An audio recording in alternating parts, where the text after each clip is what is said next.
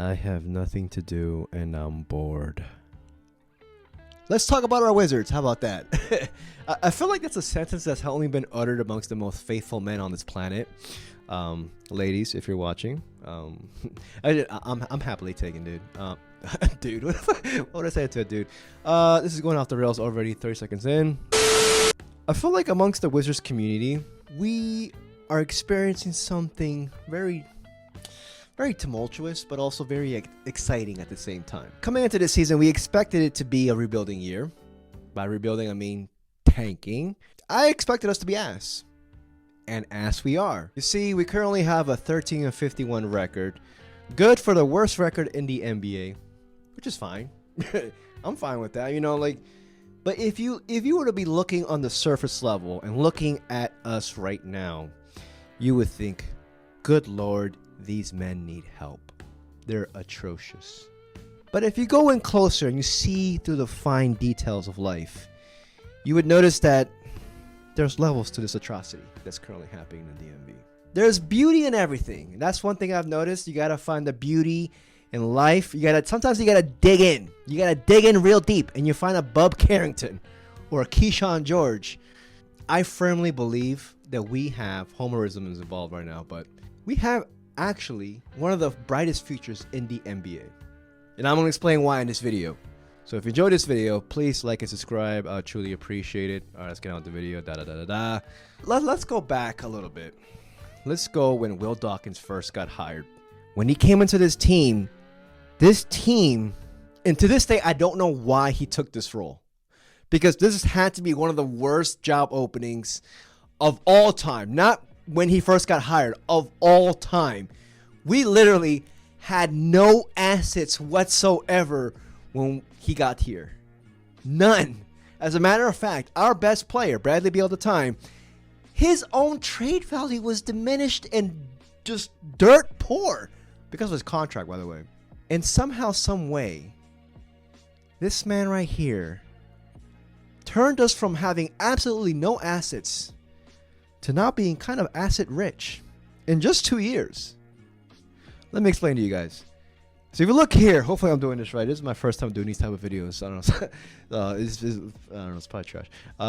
Starting in 2028, as we all know, we got the pick swaps from the Phoenix Suns, which is looking sexier by the day, by the way. 2028 and 2030, we got the pick swaps. Next year, we got a first round pick that's actually might not even be ours. A lot of protectors involved. Look at it. I tried comprehending this. I tried my best. It took me 37 minutes. I left with a migraine and 2 broken nails. I don't know what this means. I don't know what it means, but all it knows is that it's not going to be ours probably. But after that, you know, 2030, we got a Golden State Warriors first round pick. We still have assets right now on our squad that can turn to future draft picks. But let's talk about the team right now. Because the team right now is actually playing much better. Like, they're actually a cohesive team. Part of that's due because the defensive improvement has been, you know, we were historically ass on defense recently. Historically. But with Jonas Valanciunas being traded and now us having Richaun Holmes playing the predominant 5 when we're not tanking on purpose and sitting him out, our defense is just changed. And that's no dig at Jonas big Valanciunas, because I'm a big fan of his. Looking at these stats, we've won the past 4 of the past 6 games. The Wizards through January had been outscored by 15.2 points per game, which is the worst point differential in NBA history. But they have now climbed to -12. But just overall defensively, you can just see the juice. And then with the Marcus Smart trade, which I love, by the way, we're using our cap space as our #1 asset right now. And it's very reminiscent of how Oklahoma City did that a couple years back. And hey, Dawkins learned from the best because he came from Oklahoma City. But I want to talk about our core 4 real quick. Core 5, I'll include Jordan Poole into that, but let's talk about the Young Bucks real quick. Bub Carrington, the mid-range king. Baltimore.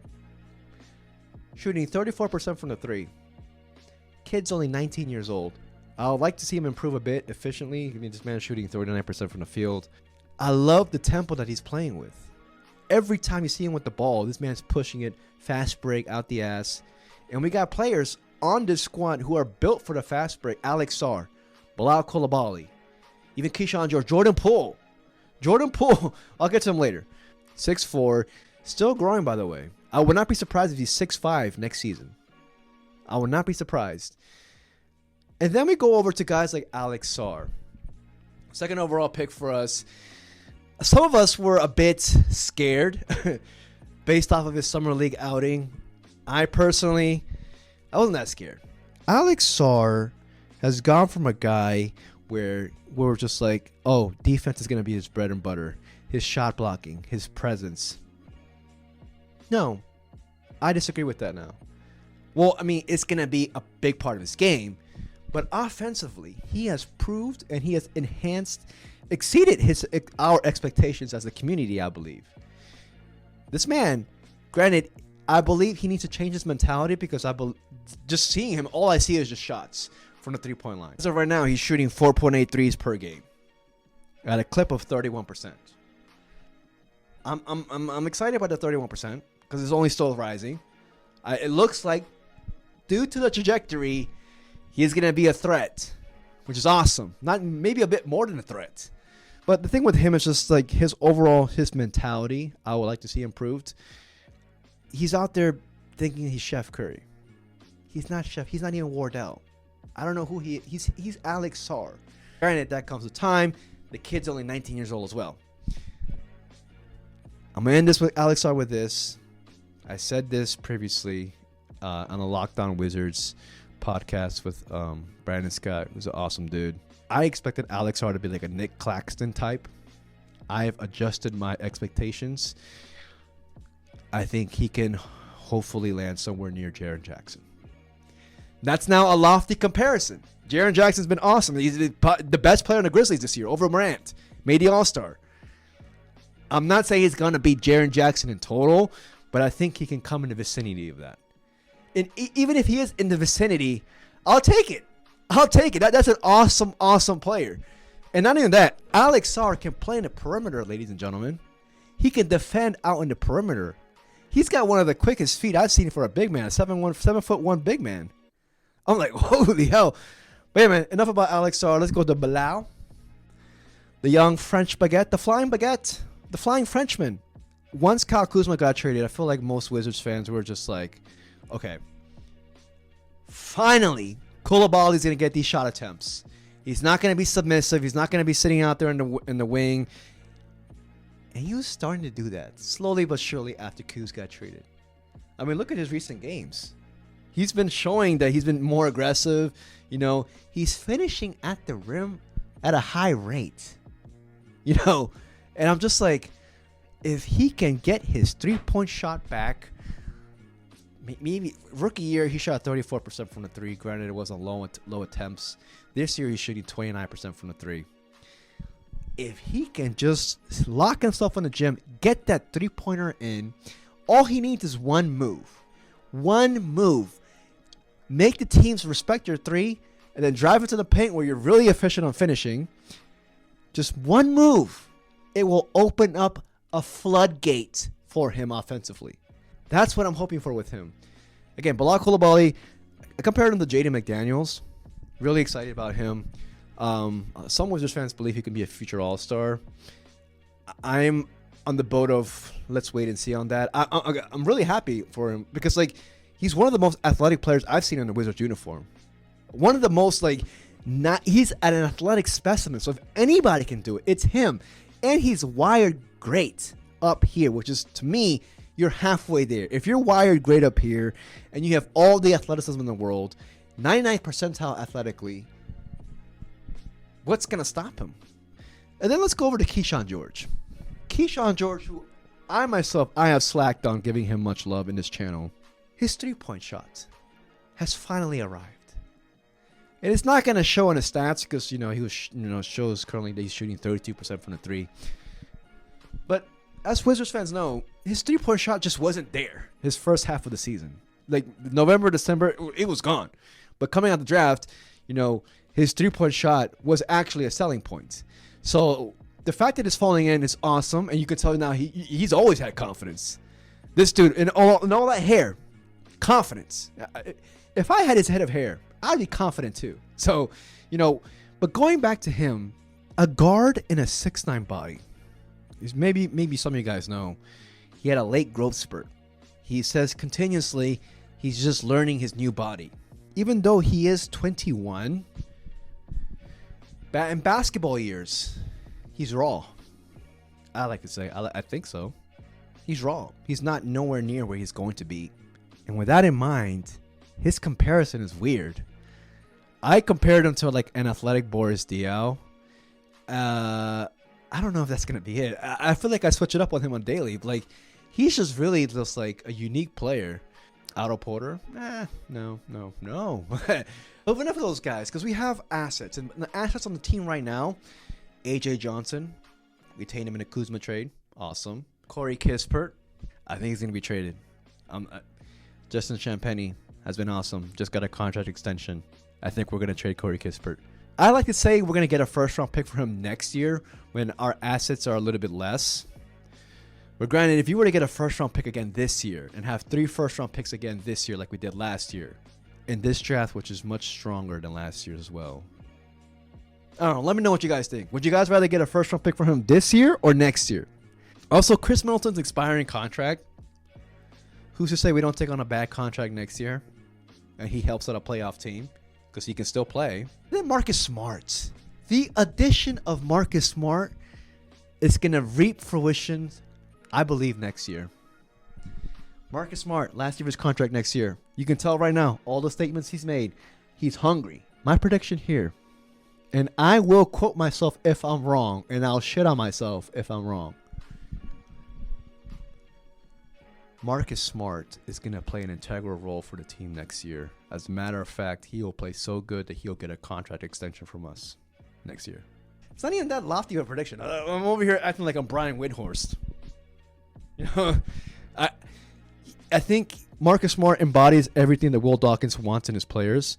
Tough, grit, defensive, athletic. But even though Marcus Smart's not known for his athleticism, Marcus Smart is the ideal player you want to groom your rookies. Jordan Poole. Hey, Poole stan. I'm a Poole stan. I love Jordan Poole. Who doesn't love Jordan Poole? You know what I mean? I made too many videos on him. Only thing I want to say is, if a team offers us a great deal for Jordan Poole, would we take it? Should we take it? I think about it. Yeah, should we take it?